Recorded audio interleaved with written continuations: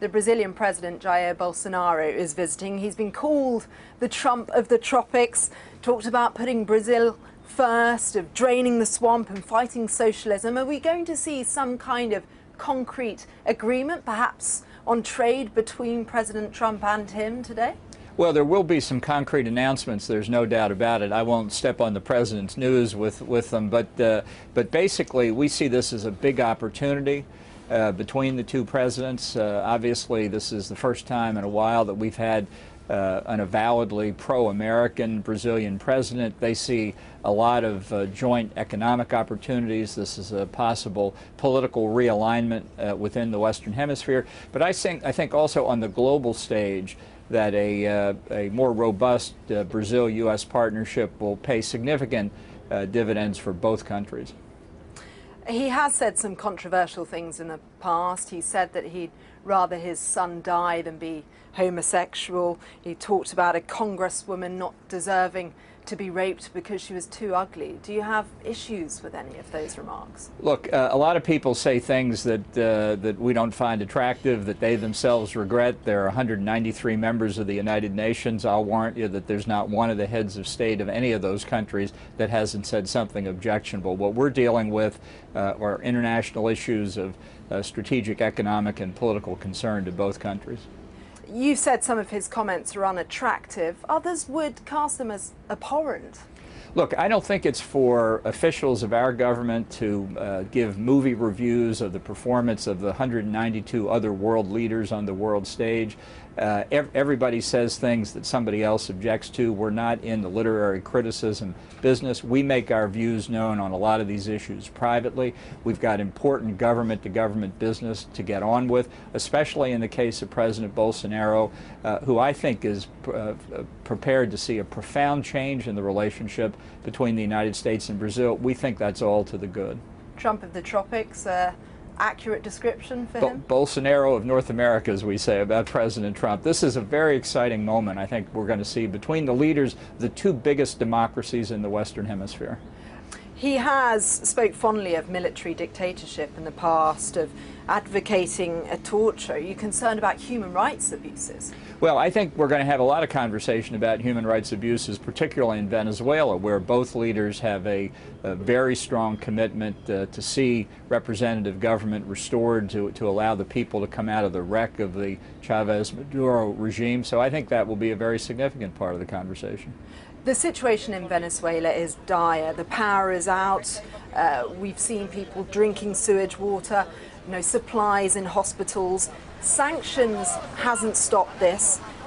Juan Guaido seems to be losing some momentum, and President Maduro is not moving. Are you closer now to military action? No, I don't think we're closer to military action, although the president is very clear that all options are on the table. Remember, there are roughly 40 to 50,000 American citizens in Venezuela, so we're concerned for them as well. I think actually momentum is moving in Guaido's direction. I think Maduro showed his true colors by blocking humanitarian aid from coming across the border. And what you see unfolding in Venezuela today is the collapse of a vibrant economy and a vibrant democratic system due to the policies they've pursued. So yes, we've applied economic sanctions against the regime to apply pressure to bring this humanitarian tragedy to an end as soon as we can. President Maduro has talked about civilians taking action. How bad does it have to get before you do something more severe? Well, we're looking at a range of things that we can do to put additional pressure on the Maduro government. We've also helped the National Assembly and the opposition and President Guaido in speaking to military leaders and other supporters of Maduro to say, come over to the opposition, end this authoritarian government. The National Assembly has promised amnesty. The United States has indicated we're willing to look past the sanctions to do what we can to help support President Guaido. And what you don't see in the press reports is there's a lot of conversation going on behind the scenes. One military leader may look at another military leader and not know what conversations that person's having with the opposition. So there's definitely a lot of activity. We just had one general defect within the past few days. We're expecting others. I've spoken to military defectors. But it's an issue of the senior military leadership and whether or not they are willing to abandon President Maduro. Without that, there's no chance of ousting him, is there? Are you having conversations privately with senior military members? Have you had any assurances that they are going to leave? The opposition is having countless conversations, and I can give you as examples what's happened. Substantial number of the families of the top military leaders have left the country. Some of them are in Miami, some are in Panama, some in Cuba, some in Spain. But that shows the confidence that the top military officials have that they've gotten their families out of the country. We believe there are arrangements being made for them to get their private wealth in Swiss banks and other safe havens. So there's a lot going on not visible at the surface that indicates continued deterioration in Maduro's position.